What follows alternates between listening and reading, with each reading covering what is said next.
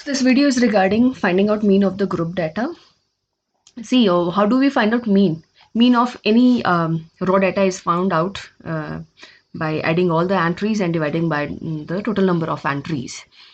So, but here we have to find out the mean marks of the class, where the problem is we do not have the individual marks of the kids. We have 3 kids ranging marks between 0 to 10 and 4 between 10 to 20 and so on, but we do not have individual marks of these 3 kids.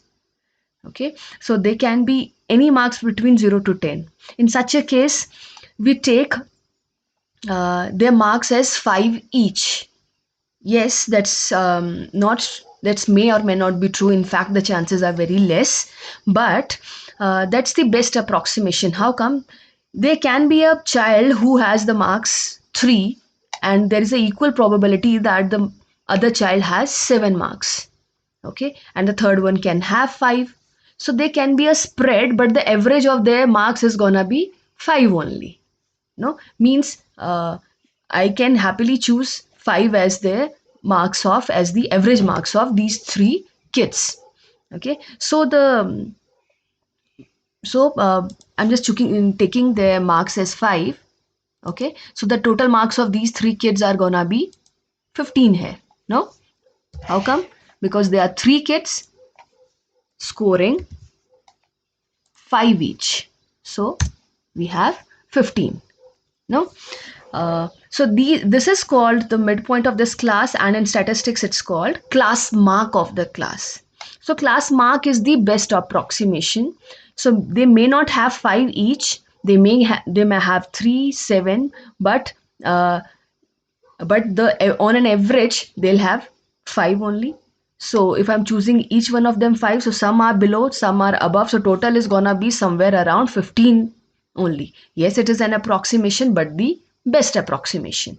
So similarly here, the class mark of this class is 15. So we can happily consider that each one of them have on an average 15 marks, and this one is gonna be 25.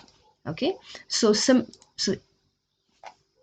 in the same way, there is always a pattern in the class mark also when we choose the group data with equal class size. Okay, you can see this is 35, this is 45, this is 55. Okay, and here again we'll get the marks of these 4 kids by multiplying the frequency and the midpoint or the class mark. Okay, so the same formula will be here. This is 3 into 5, this is going to be 4 into 15. So I'm just pasting this formula here. You have been taught this in class 8.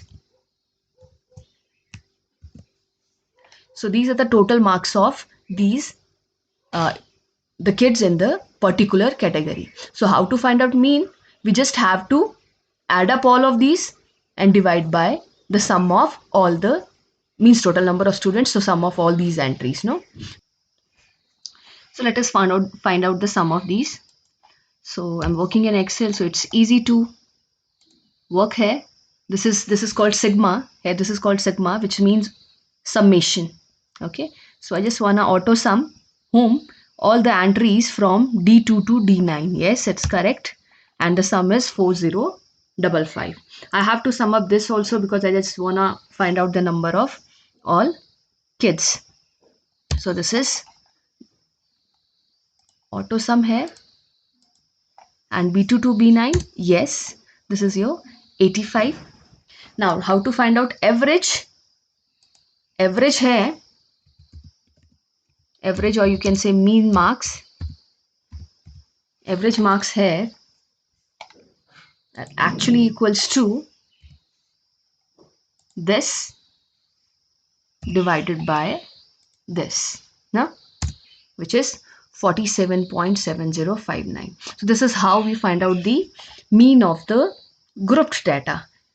So we work with the class mark or the midpoint as we actually lose the original data, means the original marks or original entries.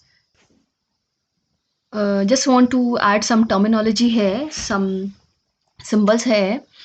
This any this is represented by the variable x, and frequency is represented by f. Okay, and here, because we are not working with this, we are working with this, so in particular case we can call this also x. Okay, but this is f1, this is f2, this is f3, this is f4, they are different frequencies, so this is called fi. This is general symbol for all frequency, and this is called xi, general symbol for all the midpoints. So this column here can be called fi and xi, means multiply f1 with x1. When I is 2, then f2 with x2. Okay, and to find out mean, mean is represented by this mean.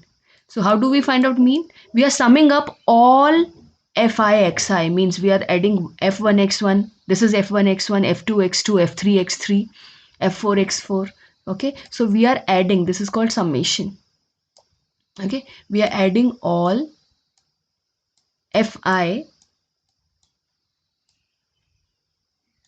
xi, and what are we doing? We are dividing by sum of all frequencies, sum of all FIs. Got it? So you may find these symbols, they are nothing that just the generalization of the work in mathematical form. So that's all for this video. Thank you.